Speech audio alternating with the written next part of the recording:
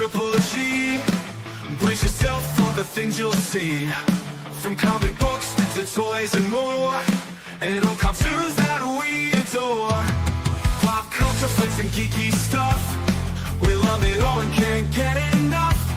So settle in and enjoy the show. Please hit like and subscribe before you go.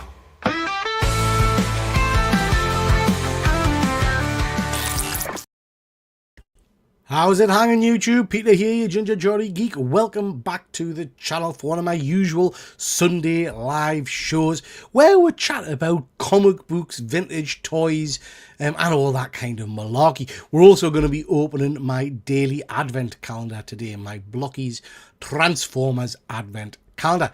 So, lots to get through today on the show. Like I say, going to be talking comic books, so be interested to know what you guys have been reading in the chat. Let me know what books you've picked up this week and what your favourite read of the week was. We're going to also be having a little look-see at what's on my shelves. So what books have I got on my shelves that I've just not gotten a chance to read yet, and also what books I've picked up this week. And I've picked up some Geek Big Sexy books, which I'm looking forward to showing you. So we'll get into all of those things in a few minutes. Before we do that, let's just see who we've got in the chat. We've got Super Sorrel. Hey G Crew, how we doing? Nice to see you, pal. Sorrel's going to be live tonight at 8 o'clock. Hopefully I'm going to be joining him if I get back in time. So yeah, that should be good fun. And we've got Terry. Good afternoon. Not that there's much good about it. Weather is bloody awful. Anybody think it was winter? Yeah, it's where I am, Terry. It's absolutely lashing it down. Absolutely lashing it down. So yeah, it's absolutely horrendous. G Crew, behave. We're not having that. Fuzzy's kicking off. Fuzzy's kicking off already. How are you, Fuzzy? Hope you're doing well, bud. Hope you're doing well. So like I say, guys, lots to get through today. We're going to open my advent calendar in a few minutes. We're going to look at what's on my shelves. I want to know whether you guys have read some of these books and all the rest of it. So let's just kick straight off with, let me just get my slides ready, my usual live show on a Sunday. So shelf life. We're going to start off by talking a little bit about what books are currently sat on my shelf, whether you guys have seen them, whether you've read them, and so on. Interested to know whether you guys have actually read any of these books. So let's begin with this. We talked about this on a show a little while ago, I think.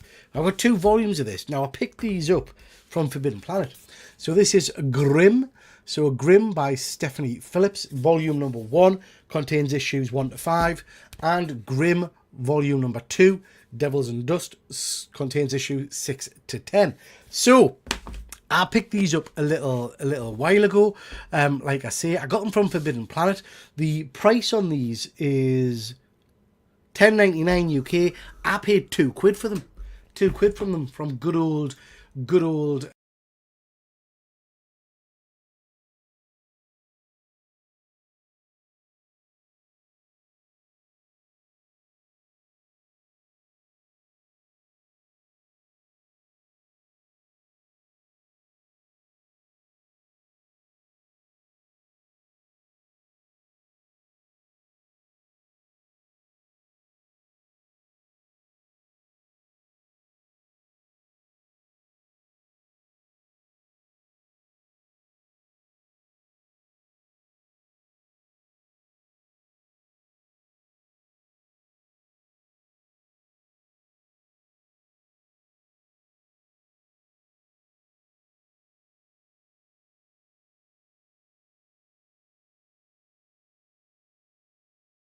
Can you not hear us? Can you hear us now? Tell me, can you hear me? Someone confirm in the chat if you can hear us now, please. Give us a little thumbs up if you can hear us now. Hey up, how's it going? Yes, now, good. So it must just be when I go to the normal camera. Fab. So yeah, so Grimm, just saying, I paid around about £2 for this. This is volume 1. Retail price of $10.99. It looks quite interesting. The story, the synopsis: Jessica Harrow is dead, but her journey has only just begun. Discover the world of the afterlife, where Jessica has been recruited as a Reaper, tasked with ferrying countless souls to their final destination. Artwork is really quite nice. I quite like this. It looks gothy. Sorrel, this is probably right up your street. Use of colours is quite nice. It looks interesting. It looks interesting. I've not really heard many people talk about this other than good old Efren. So let us know in the chat if any of you have actually read any of this. Interesting. So yeah, looks cool. I will give it a read at some point. Like I say, I'm sure it's been picked up by, I think it's an animated studio is going to do it from memory. But I've got volumes 1 and 2 of that. Looks quite cool. Up my street. So we'll give that a go. Let us know if anybody has read it and what you've thought about it. It looks interesting. So that's Grimm. We've then got this. This is apparently a classic. Oh, but I ain't ever read it. This is Monsters by Barry Windsor Smith. Nice big volume. Big hardback volume. Looks pretty cool. The artwork on the front cover has got us interested. But again, this is another one that I know very little about, other than lots of people say it's supposed to be spot on. So the year is 1964. Bobby Bailey doesn't realise he's about to fulfil his tragic destiny when he walks into a US Army recruitment office. Secretive, damaged, innocent, trying to forget a past and looking for a future. Bobby's the perfect candidate for a secret US government experiment, an unholy continuation of a genetics program that was discovered in Nazi Germany nearly 20 years earlier. That sounds interesting. That sounds really interesting. Again, lots of people say it's supposed to be really, really cool. It looks, artwork wise, all black and white. The pencil work on it is lush. Yeah. Not one I've heard a great deal about, other than people saying it's one of Barry Windsor Smith's best bits of work. Conscious when I'm flicking through here, I don't really want to drop a bollock by spoiling the story for myself. But yeah, it looks nice. I don't know if I was anticipating it being in black and white. But yeah. So yeah, that one looks interesting. That is Monsters by Barry Windsor Smith. Again, let us know in the comments if you've read that one, please.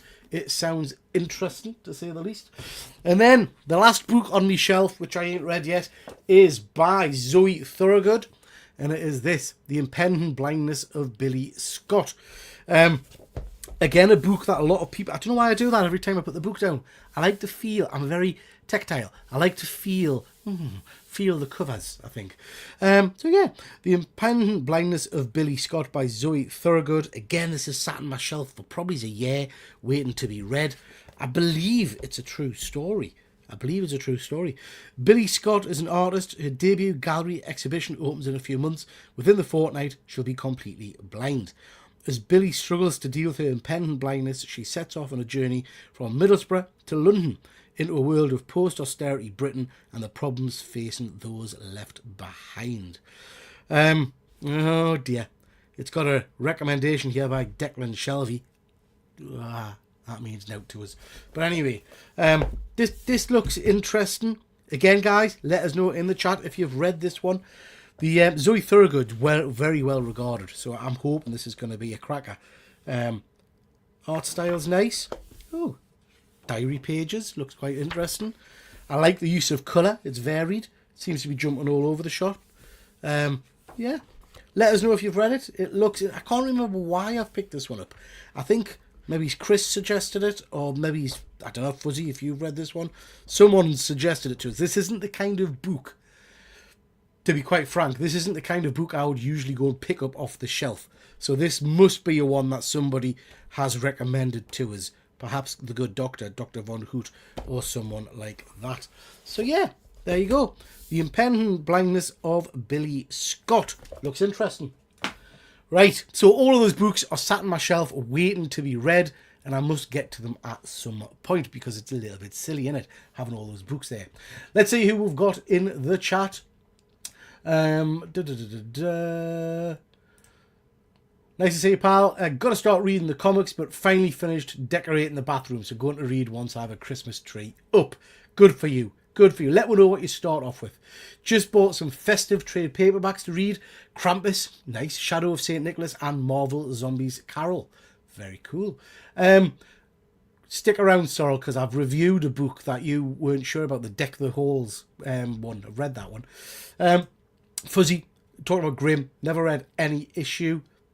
No audio on desktop, can't repeat. Yeah, I think that's because I shut it down in it. Audio issues, plug it in, put it back up. We've got Joshy Boy, nice to see you, pal. Hope you're doing well.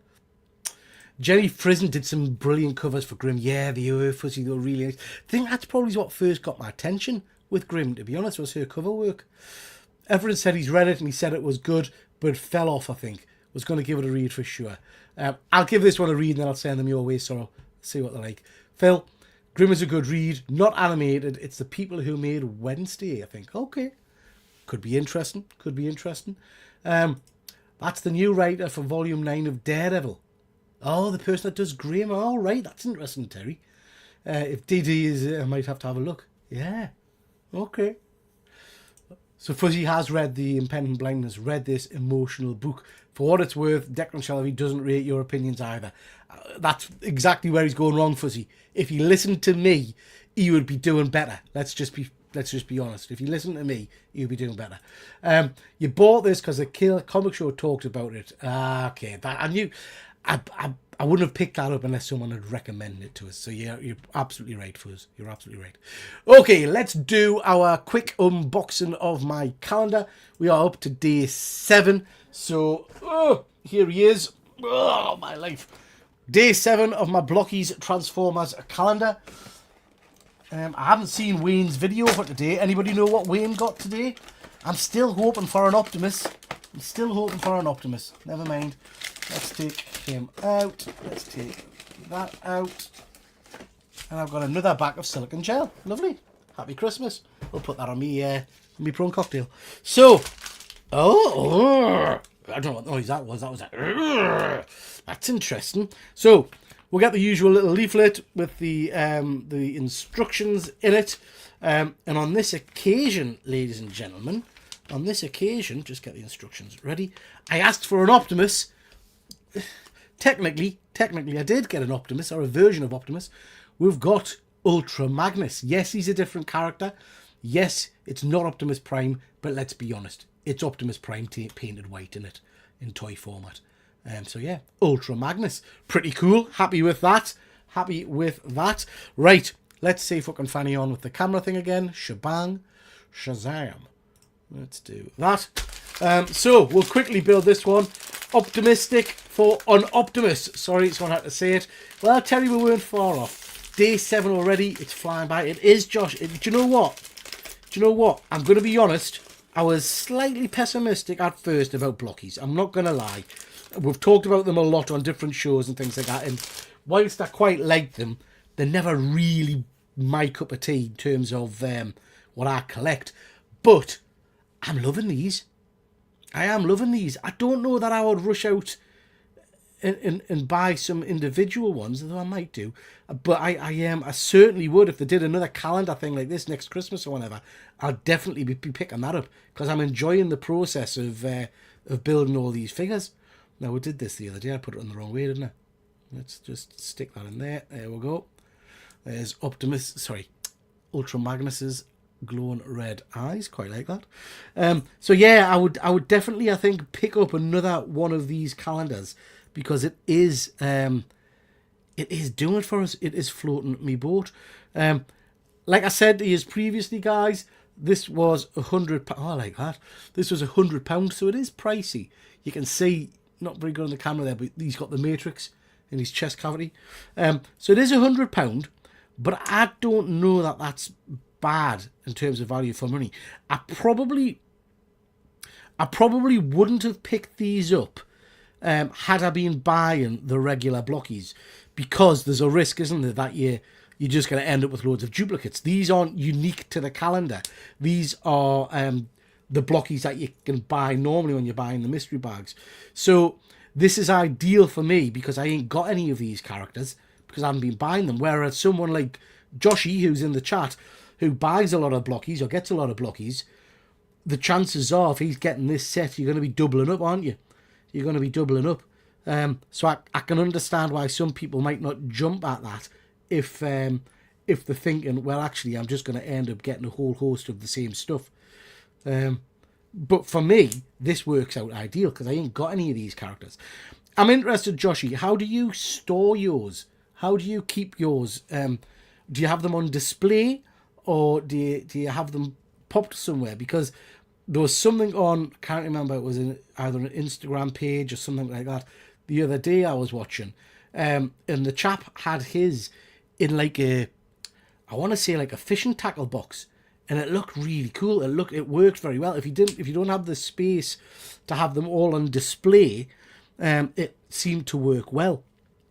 So yeah, I quite like that. I quite like that we did this. Now this looks a little bit complicated for my little old eyes. That bit there, maybe. Oh yeah, man. Yeah, that bit goes there, does it?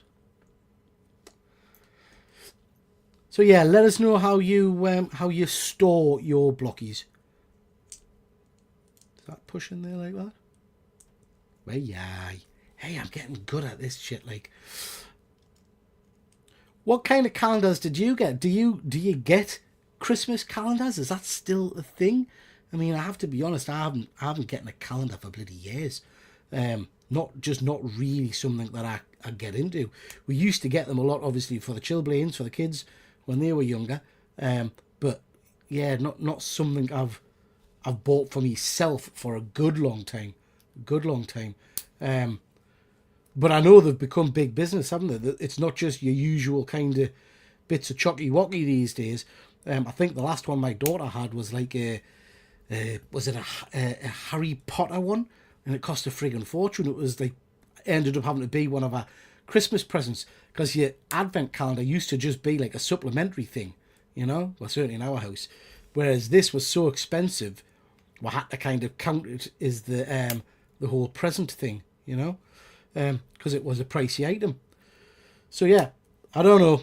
I remember the good old days of the horrifically cheap kind of chocolate you used to get. I used to quite like that. But this just feels like a next step up, a next level. Guys, I'm done. Hey, I'm getting really good at these. He's not impressed. He's not impressed at how efficient I am with these blockies, malarkeys. So there we go. Ultra Magnus in the house. Looking very, very cool with his cannon there. I did want an Optimus Prime. So yes, it's Ultra Magnus. It's the white version. But he looks damn cool. I like him. I like him a lot, actually. Very good. Okay, let's get rid of the cam. Remove that. So there we are. Ultra Magnus. Don't remember Ultra Magnus having the kind of it's the same colour as my top. We've colour coordinated me and Ultra Magnus. I don't remember him having that, but yeah, that looked cool. So Ultra Magnus, we've got quick run through for you. Ultra Magnus today. We've got Jazz. The other day, really like that one. We've got the vehicle version of good old Bumblebee. Very smart. We've got Scourge. I like them. I like that a lot. We got Thundercracker, I want to say from memory. Rumble. Very cool. And the golden version of Bumblebee. So yeah, very nice. Very cool. Happy with them. I am enjoying them. Right, let's see what the chat are saying. Optimistic for an Optimus. Sorry, someone had to say it. Yeah, me too, pal. Those mini blockies are only £3 to buy in stores. They're great little figures. I love them. Yeah, they are very nice. Very cool. So the calendar over 24 days has a figure retail price of £72. Then I know you got a few other bits like the postal and tickler thing. The value is there, I think. Yeah, so that's interesting. So it's £72 in blockies. You then get an additional something on the last day, which I'm assuming is going to be something linked to Battersea Power Station, because I think this was an exclusive to their store. You then got the Transformers, Transformers issue 1 comic book. You got the Titan poster, and you got the lenticular cover. So yeah, pretty cool. Yeah, £100 worth of value. Yeah, potentially. I got mine in a Lego minifigure cabinet. Oh, Joshy, I never thought of that. I like that. I've seen them. You get them from, is it Smith's? I've seen it because he who shall not be named, someone I used to do streaming with, I think he got a lot of those for his minifigure things. That's a great shout. Yeah, that's a great shout. I might do that. I was going to say, Joshy, they fit into the Lego cabinets you can get at Smith's. Right, I'm going to have to pick one of those up. My wife got the Funko Bitty Pop Disney Princesses calendar. I was going to get the Stranger Things calendar, but they're sold out. It's just a chocky one this year. Yeah, so I've got the normal one, might upgrade to the new one with lights. Okay, fancy ones. I've got the regular one with all my horror Lego minifigures in. Well, I've not seen that, so I have to show a tour of that. I'll be honest, I like that you like them. Personally, I don't get it. That's fine, Fuzzy Mate. We all have different likes. I didn't expect to like these because you know I like my detailed 1/6 scale figures. But yeah, they are doing it for us. Probably because it's a property that I really love. Do you know what I mean? I haven't got space for a proper Transformers collection, whereas these are kind of hitting the mark for us. But one of those cabinets is a great shout. How much are they, guys? Anybody remember how much they run for? That could be on my little Christmas wish list for someone to pick up for us. Okay, right, chaps. Let's move on, shall we? And let's talk a little bit about comic books. So this is all of the... pressing all kinds of buttons, man. What's going on here? This is all the different comic books that I have been reading this week.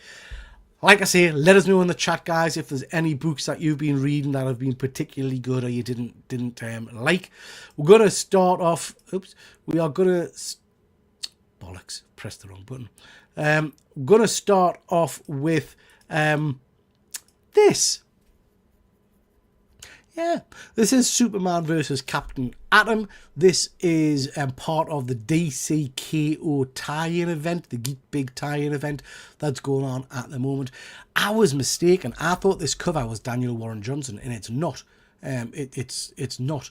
So this issue basically picks up directly after issue number 2 of DCKO, where Captain Atom has shunted Supergirl. Basically, he shot Supergirl, and Superman's kicking off about it. He's not very happy with it all. And then they get pitted against each other in a kind of a 3-part knockout event. And it's interesting. The first kind of fight has Captain Atom really cutting loose, turning his hands into Kryptonite and Red Sun. I didn't expect him to do that. I didn't know Captain Atom could do that. But it was interesting, and basically he kicks the crap out of Superman in round 1. Round 2 and 3 are slightly different. What I really liked about this, which I wasn't anticipating, is there's a bit where basically the challengers, so Superman and Captain Atom, are asked to pick their form.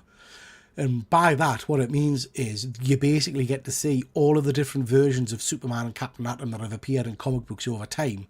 And the combatants get to select which version of themselves they want to play as, which I thought was quite interesting. It was pretty cool seeing some of the different versions of the characters. We get a victor at the end, but you'll never guess who it is. You get a victor at the end. This was decent. It's not as good for me as the mainstream KO event, but it was a canny little addition. I'm glad I read it. It didn't set my world alight, but it was worth a read. One of the things that I did like in this is it sets out what's going to be happening throughout the crossover event over the next few weeks. And we've got KO enters All Fight Month, which is all these different characters teaming up to have a bit of a battle. So this appears in lots of various comic books, so not necessarily the main KO event book, but in lots of different kind of supplementary books for you to go and check out if you're particularly interested in the standalone battles. You've got some interesting ones there. I think, Flash versus Green Lantern, Guy Gardner Green Lantern is pretty interesting. Aquaman versus Hawkman, Lex Luthor versus the Demon, Wonder Woman, Lobo. What you call him? Oh, I've forgotten his name. Cyborg versus Swamp Thing. Joker versus Red Hood. And Zatanna versus Harley Quinn. So some interesting battles there, worth checking out. I have to be honest, there's none of them I feel I desperately need to read. I'm most intrigued probably is because I like the characters of Flash and Green Lantern. That's probably the book I would gravitate towards. Yeah, some interesting ones. Worth checking out if you're into that kind of thing. We've then got this. This is Amazing X-Men, part of the Age of Revelation series of books. This is number 3. I've been trying to read as many of the crossover events and the supplementary books to this little mini crossover event as I can, just trying to get a bit of passion back for good old X-Men. Fair to say, like with most big events, it's a variable feast. Some of the books have been decent, some have been pretty ropey. I've given all of them 2 issues try, and then I've dipped out of a fair few of them now. I am sticking with Amazing X-Men though, as it's kind of one of the core books, to be perfectly honest, and this is probably my most enjoyable read so far. This is the one that's got Cyclops and the Beast from the past inhabiting the future bodies, which I really quite enjoy. It's got an interesting mix of characters, and in this book basically they're moving the way closer and closer to Revelation's territory, with the idea of bumping them off basically.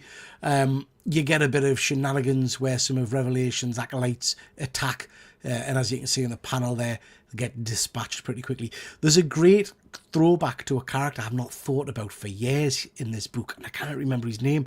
He's like a tech wizard guy in a wheelchair. I think he was part of the New Warriors for a while. Can't remember what he's called, but he was certainly in, there was a mini series as well called Fallen Angels with some of the original New Mutants, I think. So he's in that as well, and he's in this book, which I quite like because I haven't seen him for a long time. So out of all of the Age of Revelation books, this is probably one of my favourites. I'm sticking with this one, whereas I've dropped some of the other ones. We've then got this. This is Doctor Strange issue number 1. Yes, another issue number 1. I feel like we're getting a lot of these from the good Doctor. Doctor Strange has last been in a series called Doctor Strange of Asgard, where he became the Sorcerer Supreme of Asgard. But since Thor's death, Asgard's been separated from the mortal realm, from Earth, so he cannot get back. So he's desperately trying to find a way back to our kind of reality, our universe. In the meantime, he's stuck on Asgard, acting as their Sorcerer Supreme. In this issue, Sif asks for his help in sorting out a conflict, which teams him up with Angela. Haven't seen her in anything for ages. I forgot even she'd come over to the Marvel Universe from the Image Universe, to be honest. And then you get this kind of storyline where there's a creature in a coffin that's supposed to be dead. There's a bit of political back and forth about it, and the creature wakes up and wants to kill everybody, basically. Yeah, it is interesting. Doctor Strange has now got a stick. Don't know why, but he's got a stick which is part of the World Tree, which when he casts magic spells kind of creates stuff. So for example, that stick he's holding on the cover there, it turns into, it gets like a glowing axe on the top of it, or a glowing mace, or a glowing something else. It was like, yeah, wasn't the best.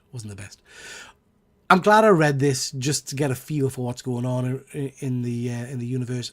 Art style wasn't particularly for me. I'll not be picking up issue 2. I'll be moving away from this one. But I'm sure for some people, they like seeing Angela and all that kind of stuff back in the comic books. But for me, it's a pass. It's a pass. Okay, let's see what we've got happening in the comments. Joshy Boy's 30 quid for a cabinet. Okay, that's not bad. I might pick one of those up and stick it on the wall behind us. Smith have the regular one for $12.99 or the lights for $29.99. So is the only difference what one's got lights, Sorrel? Is that the... have to say, I can't believe how much I've enjoyed DC Knockout. I love issue 2. Yeah, it was good fun. I have this Atom one, haven't read it yet. Let us know what you think of this one, Fuzzy, because it was okay. It was okay. It's George Corona. Oh, thanks, pal. Thanks. I've ordered the Lobo one. I'm not buying them all, though. Yeah, I'm not a massive Lobo fan. I don't know why. He's just never grabbed us as a character. Daniel Taylor, Night Thrasher's brother. I know who you're referring to, Fuzz, but I don't know if it's the same character. Do us a quick Google, Fuzz, if you can. I'm sure he was in a series called Fallen Angels. Maybe it is the same character, I don't know. But he's a mutant. I didn't know, is Night Thrasher's brother a mutant? He's got like computer powers or something. He's like a calculator or something. I can't remember his name. Anyway, there we go. Can't remember who he is. Next, we've got this. This is Night Fight. Again, another part of the DC KO miniseries. This is cracking. I really enjoyed this book. It's basically a plot device to get Bruce Wayne and Batman fighting each issue with different versions of Robin. That's the top and bottom of it. There's some shenanigans going on with the kind of the main story of KO, the evil entity that's punting Batman through time or through reality or whatever, trying to test him. So in the start of this issue, we get the continuation from last issue where he's facing off against Dick Grayson, and he kind of comes to the realization that it's all in his head, and he bests Dick. I have to say, artwork is stunning. There's some brilliant double-page spreads of Batman and Dick Grayson fighting, which were absolutely phenomenal. Loved them, really loved them. When he beats Dick, you then get when he fights Dick, he then gets shunted into a different version, a different reality, where he's facing off against the Red Hood, and he's in Arkham Asylum. And again, it's the same setup. You get some narrative about what's going on in this version of the universe.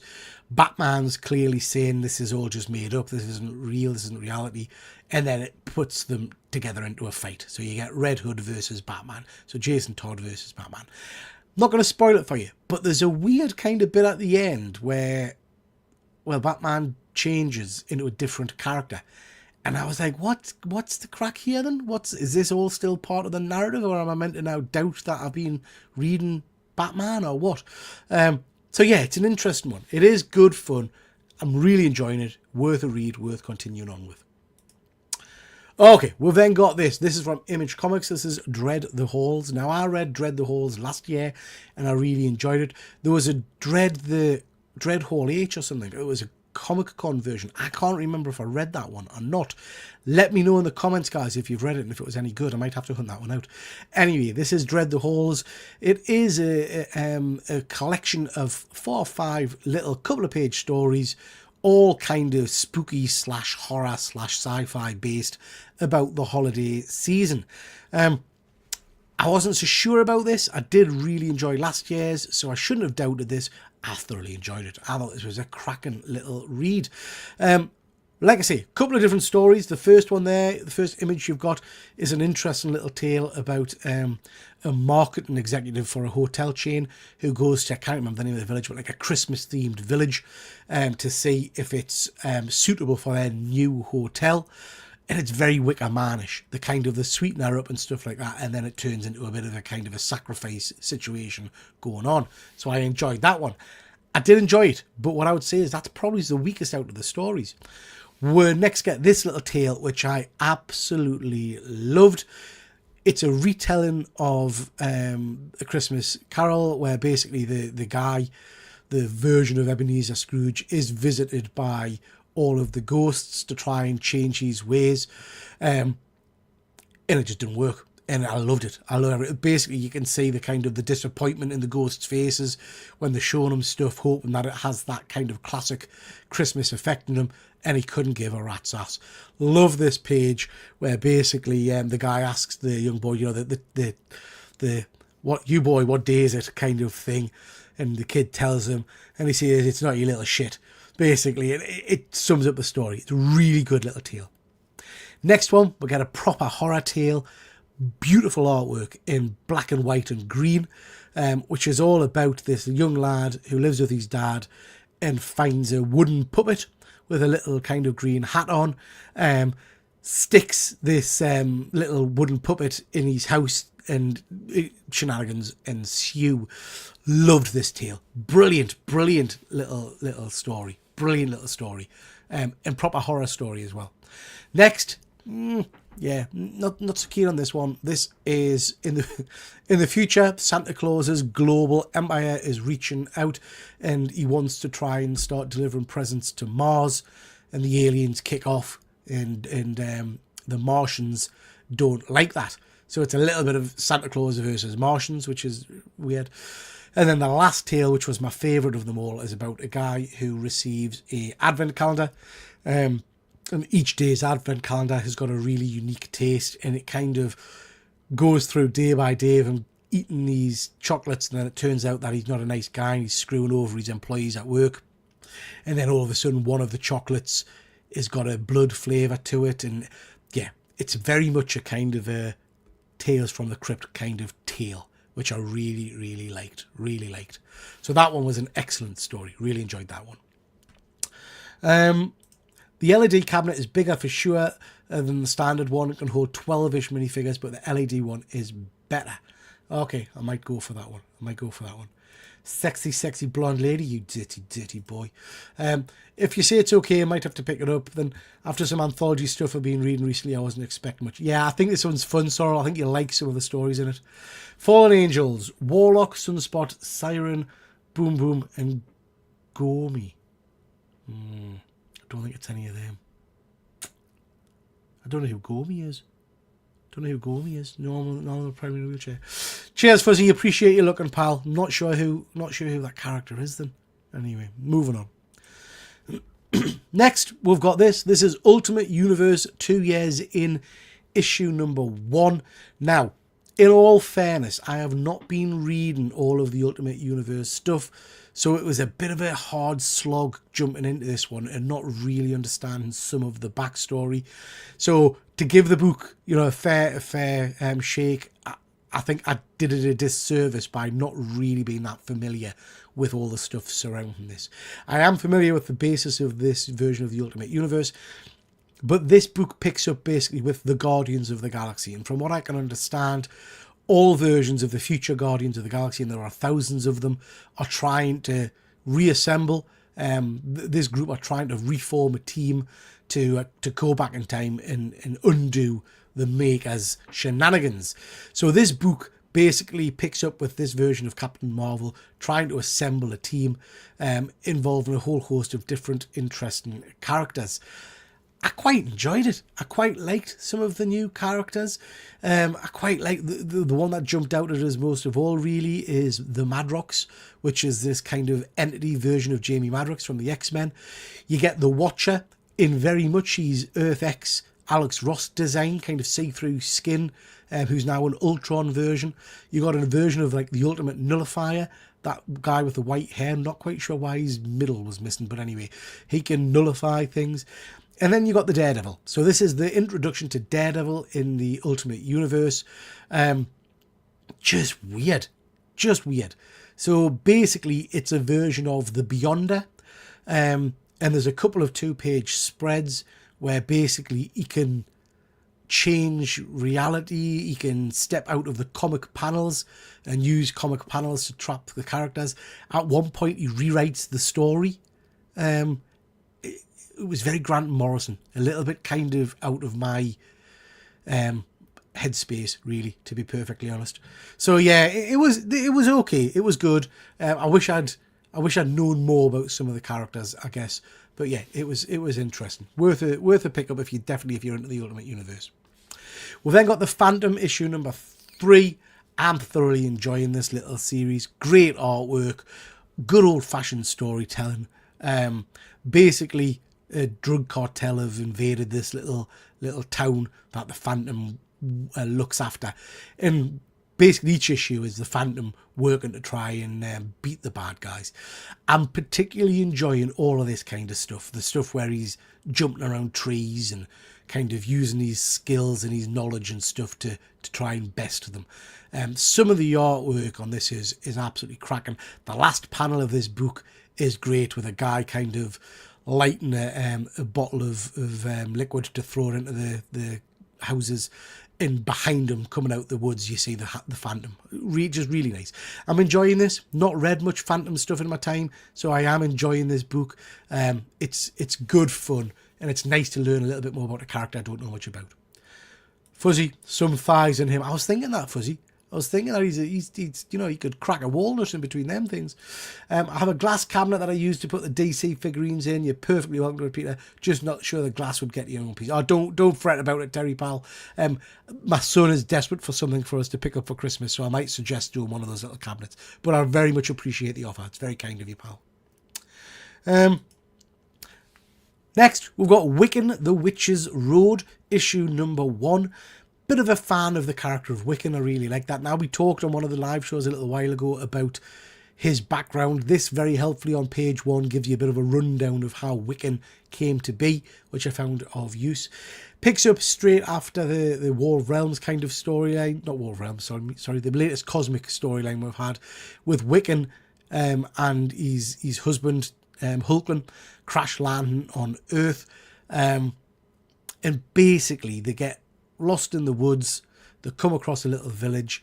I'm not sure if it was just purely by accident or if it's been manipulated. And then he ends up finding this old witch's house who beheads him, and then basically tells him he's got to go on the witch's road because he abandoned Earth and he abandoned magic. Magic has abandoned him. It was an interesting little story. I don't know that I was invested enough to read on, but it was okay. It was okay. It was fun. It was fun. I do like Wiccan as a character. Yeah, well, here we are. We've got the Terminator. Santa Claus is coming to town. I have no idea why this was a special standalone issue, and not just part of the standard Terminator story run, to be perfectly honest. Because my understanding of the normal Terminator books is it's an anthology book anyway. So they could have just slapped this in the December issue anyway. Anyway, this is a one-shot, I believe, where basically it's set in the future, as you'd imagine. The rebellion are running around, and a Terminator lands to infiltrate them in the middle of a department store and looks for a disguise, which happens to be a Santa Claus costume. The two of the main human characters are talking all about what Christmas used to be and things, because one of the kids has never experienced Christmas. And then the Santa Claus Terminator attacks them. It was okay. The artwork, I mean, this is a good page I've picked here, but the artwork wasn't for me. It didn't blow us away. It was an alright one-shot little fun story of a Terminator dressed as Santa. Absolutely nothing unique, absolutely nothing new. No reason for it to be a standalone book other than to sell multiple copies of variant covers, I would imagine. Should have just been part of the normal book. But it was alright. It was alright. That's as good as I can say on this one. It was alright. We've then got Rook Exodus. Now, it's a little while since I've caught up with Rook Exodus, so I was excited to get back into this one. I did worry that it wouldn't hold the same excitement as the previous issues have for us, because I haven't read it for a little while, and I was wrong. This was spot on. This is by Jeff Jones. The artwork in this book is just phenomenal. If you've not been reading this, the basic premise is they're all being sent to a different planet to try and establish a new home for humanity. The main characters have all got these helmets which help them to talk to and control the animal life on the planet. So Rook, as an example, wears his helmet and he can talk to and control birds, crows and ravens and things like that. You've got ones who've got warthog helmets, deer helmets, all kinds of stuff. It's getting a little bit interesting, like, because it's like, is there a helmet for every kind of animal you might ever find, which is, I find, quite strange. But anyway, in this one, they're heading off to try and restart the planet's power core, because the power core is being set adrift for some reason. So they've gone to try and sort that out, and you encounter the spider avatar, basically. So a guy wearing a spider helmet that controls all spiders on the planet. Really enjoying it. Absolutely loving this series. Would love some action figures for this. I think it would be it reminds us very much of Mask, the old toy line I used to love. So yeah, absolutely recommend this one. It is great fun. Fuzzy is saying Wiccan, it sounds dreadful. Yeah, it wasn't a good read, says Sorrel.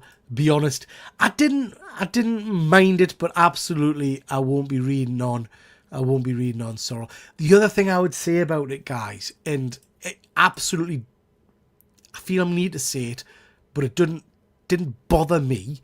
But if you are someone who isn't keen on seeing homosexuality represented in comics, you probably want to keep away from this book, because it'll not fit well for you, because there's a lot of heavy use of the relationship. I personally didn't mind it because I like them both as characters, but it is just worth seeing. Rook Exodus, spot on, absolutely loved it. Recommend you pick this one up. One of my favourites. Okay, next we have got two books that I've decided not to read this time around, guys, and I'm interested to know if anybody is still reading them. So what I'm going to start doing is each week I'm going to tell you probably a couple of books that I've dropped or I've chosen not to read. First one is Marvel Black, White Blood and Guts. I've read issue 1 and 2. This is a little anthology tale book set in kind of Marvel's horror kind of area. Issue 2 just didn't blow us away, and I've only got limited reading time, so I decided to step away from this one. But I want you to let us know in the comments, have I made a mistake? Is this worth reading? The other one is Batman number 4. So this is the relaunch from Batman. I've read 1, 2 and 3. Really don't like it. I don't know why. It's just not a kind of a version of Batman I'm particularly enjoying. I don't like the style of it. The art is lovely, but doesn't work for Batman for me. I'm going apeshit at the kind of the constant bat grapple, bat card, bat kind of little add-ons you get all the time. That's just not doing it for me. And I think my problem with this book is I'm currently reading Absolute Batman, which is superb in its night and day compared to this. So if I've got to pick one Bat book, I'm reading Absolute Batman and I'm leaving this one aside. But I'm interested. Have I dropped the ball? Are you still reading this? Is it good? Am I missing something? Is it worth persevering with? Okie dokie, that's all the books I have been reading this month. Let me know in the chat what you think. What have you been reading? What am I missing? Have I missed a book from this week? Is there anything that's been out that's really, really good you would recommend? Okie dokie. So, chaps, let's just jump back. Quickly see what's happening in the chat. We have got Sorrel said he won't be reading on with Wiccan. Terminator, who thought that was a good idea? It's just mental. What up and Adam Comics? Nice to see you, pal. Hope you're doing well. Loving Rook Exodus. I'm loving all the books from that universe, to be honest. All those universes. I love a bit of Hyde Street.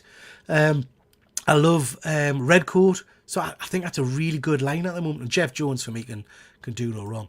Batman's okay, but it's getting a bit pricey. The market is 30 pages, but 8 of the pages are just previews of the titles. Yeah. Still reading Batman. I want to give it time. I'm confident it's going to come together. I hope so. Well, Fuzzy, keep an eye on it and let me know, bud. Let me know.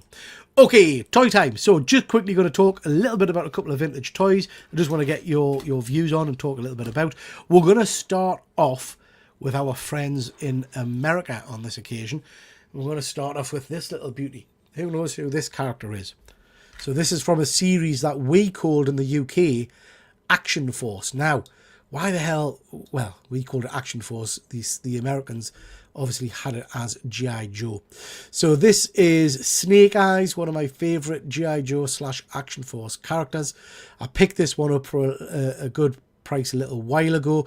He comes, as you know, when I'm trying to pick up these vintage figures, I always try and get ones that have got all of the different bits and bobs added onto him. So he comes with his backpack, where his katana slides in the back there. He's got his katana in hand, and he's got his Uzi 9mm. That was horrendous. That was me Arnold Schwarzenegger impression. So he's got his Uzi as well. He also comes with his wolf. Anybody know in the comments what the wolf was called? Anybody know what the wolf was called? So this is Snake Eyes and his wolf. Now, issue with these figures, if anybody collects G.I. Joes, they'll know straight away. These figures are beautiful if you can get them. But, no, it's not Derek, pal. It's not Derek. Timberwolf. Yep, I think it was called Timber. Trying to remember. Can't remember. I think it was Timber. It's not Derek. The entire first season of G.I. Joe. Yeah, I spotted that, yeah. The problem with these figures is if you look at where his nutsack should be, he's missing his groin piece. So there should be a little... Sorry, Snake Eyes, I get wrong for this. There should be a little bit of plastic going down there in between his legs. They snap off dead easy. So sadly, I wanted a vintage Snake Eyes, but unfortunately I've come one with a snapped bit, which makes his legs incredibly wobbly. So I am always on the lookout. You know, I've said many times when I go for vintage figures, I only buy from toy fairs. I don't buy from eBay and the like, because I like the hunt. So I am always on the lookout for a Snake Eyes and a Storm Shadow, actually, with the groin bit attached. So that's Snake Eyes and Timberwolf. Next one I've got two kind of Transformers for you. Love this. If you had one of these when you were a kid, you were the coolest kid in school. I mean, I was never the coolest kid in school, but I used to pretend I was. So anybody know what these are? These are, well, this was my childhood right here now. I'm interested to know if anybody had one of these. This was your watch, liquid crystal display. This sadly doesn't work. To get one that works, it is pricey. I did take it apart to see if I could fix it, and I couldn't. But yeah, this is a beautiful little watch that I used to have when I was a kid. Fuzzy saying he had one of these, but this is a watch that you disconnect, and he's a little transformer. He's a little transformer. So you turn his heat around, drop his legs down, and then he's got his little fists pop out there. So yeah, you could play with this to your little heart's desire in the classroom. Absolutely loved these guys when I was a nipper. Again, just something I wanted to collect because of the whole nostalgia feel of it. Something I remember having and really, really liking. So yeah. So Fuzzy had one of those. Anybody else have one of these Transformers watches? Sorrel, you're probably too young to have one of these. But certainly they were all the rage when I was a kid. Back in the day. If you didn't have one, you weren't cool. Like I say, not that I was ever cool. There we go. So that's a watch. Speaking of Transformers, let's end on a high. One of my all-time favourite Transformers. This is the vintage original issue Soundwave. Superb toy to have as a kid. The Robo Sen one is out now. You can get it for about 900 quid. It transforms and it also acts as a Bluetooth speaker. Very, very close to buying it, but it doesn't come with any cassettes. What's the point of having Soundwave without having, some of the cassettes like Ravage and Laserbeak and all that lot? I don't understand that. I don't understand why, unless they're going to release them later on or something like that. I just don't get it. I don't get it. So yeah, so this is Soundwave of the Transformers. One of my favourite characters. I think just probably because of the voice. Just the incredible voice. Done by Frank Welker, I think. But yeah. Really cool figure. If I can get vintage Transformers, I will always pick them up. Just something, again, from my childhood that I absolutely love having. But you've got to be a bit careful with them these days because there are a lot of knockoff versions. There are a lot of parts with them. So you'll see, can't get his feet doing, you'll see that my version of Soundwave, whilst the robot itself is in decent nick and it comes with the clip, which is quite often missing, don't have any of his weapon accessories. So I'm missing his cannon and I'm missing his shoulder mounted guns as well. So I am looking for those again when I'm at toy fairs and all the rest of it. Yeah, so that's Soundwave, one of my favourite Transformers, and I've got some of these cassettes. So again, these are all vintage. We've got Ravage, which is his doggy. There, which I really like. So that's Ravage. And we have got this one, which is good old Laserbeak. So again, this is vintage original series. But yeah, just love that. Love that one. So very cool. Very, very cool. So there you go. Couple of Transformers for you. Couple of Transformers. Let's see what people are saying in the chat. Fuzzy, he had that, talking about the watch. And we've got Kenneth. Nice to see you, Kenneth. Hope you're doing well, pal. Hope you're doing well. Right, chaps. So, show off time. Just to show you some of the stuff I've been recently buying. These are sexy, sexy books. Picked these up relatively recently, and I am over the moon with them. I'm going to go back to the big camera to show these off. Hopefully they will fit on the screen.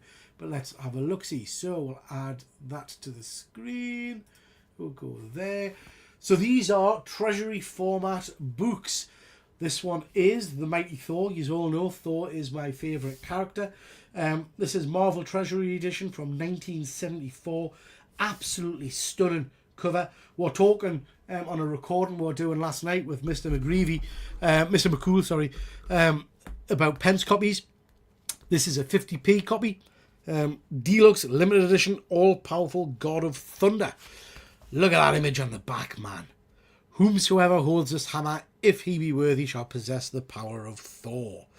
So this is an absolute stunner. I love this. It is an old book, so it is in a Mr. McCool. You know who I mean, Fuzzy. You know who I mean.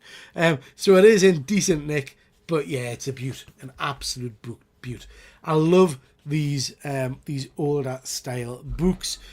Like you say, just look at the artwork and the bit of Kirby goodness there. Bombastically written by Stan Lee, brilliantly drawn by Jack Kirby, and beautifully inked by Vince Colletta, bashfully lettered by Artie Simek. So yeah, I don't think you get comics like this anymore. Great big format, which I absolutely love. Just a stunner. Just a stunner. So I was really pleased to pick this up. Oh, look at that, man. Thor versus Hercules, one of my favourite comics. Yeah, I was really pleased to pick this up for a really good price, but I got 3 more as well. So absolutely over the moon to pick these up. So that's a stunner. That's an absolute stunner. That is Marvel Treasury, the Mighty Thor.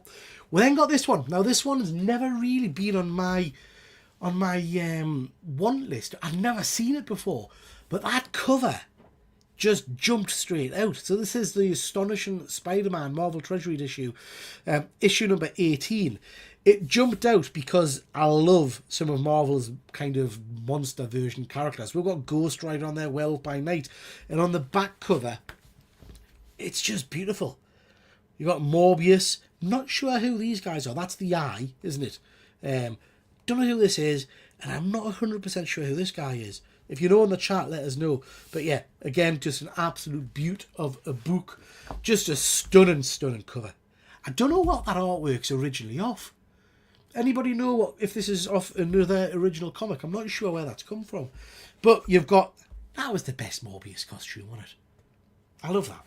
So yeah, Werewolf by Night, can't go wrong with. Bit of Ghost Rider action.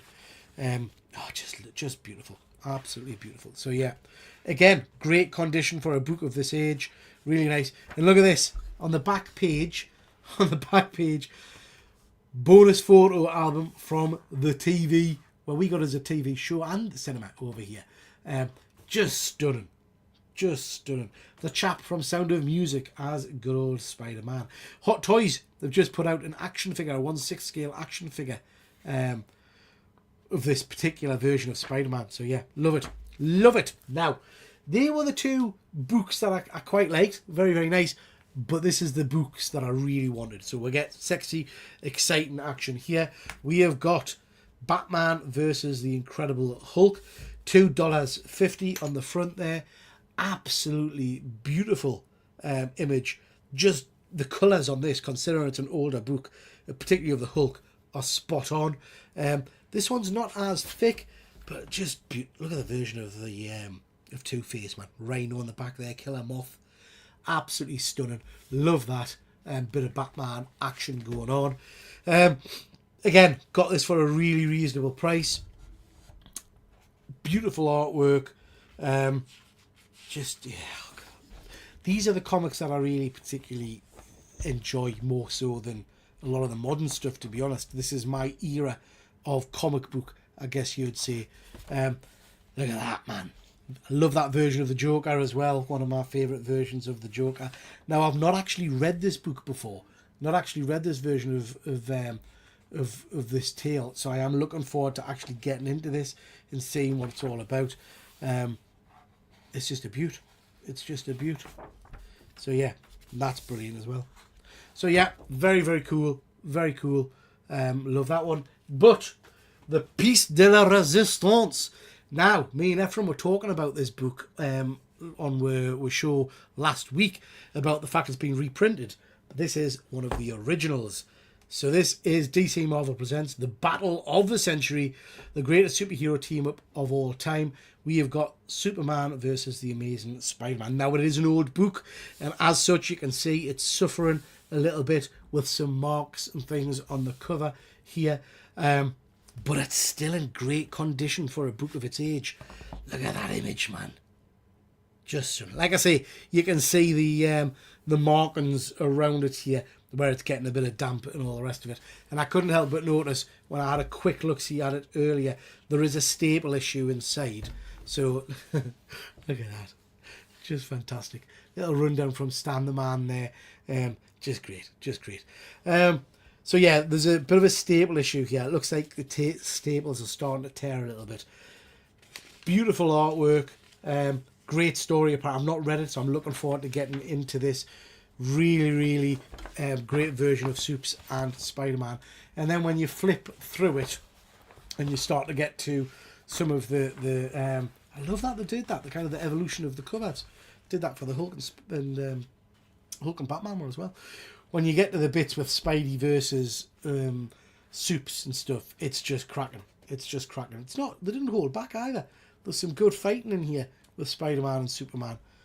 So yeah, just a beaut, an absolute beaut.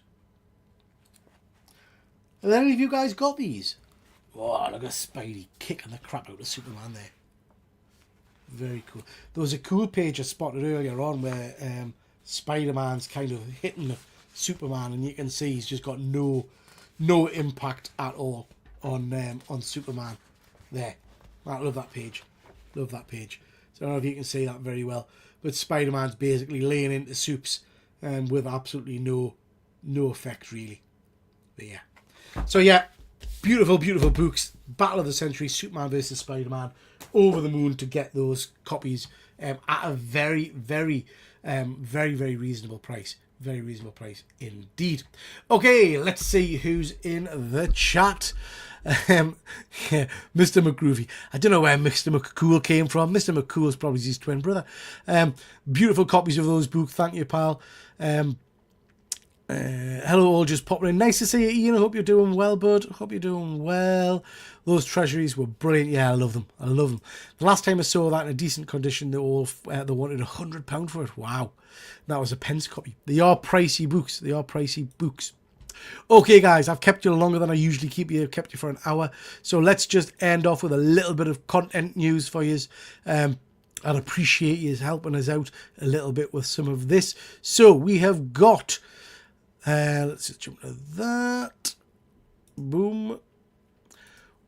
Oh, I'm pressing all the wrong buttons here today. I don't know what I'm doing, man. Where's it gone? You know what? I do this pretty much all the bloody time, and I seem to have forgotten which buttons to press at the stage. There we go. So, just a little reminder, we do have memberships out at the moment. If you're interested, check that out. It's on my Instagram channel. Have a little look-see at that. Mentioned lots of times now, but no more shorts on my main channel. If you want to see short content, check out TripleG Comic Clips for all of my shorts material. That's a separate channel, so please go check that out.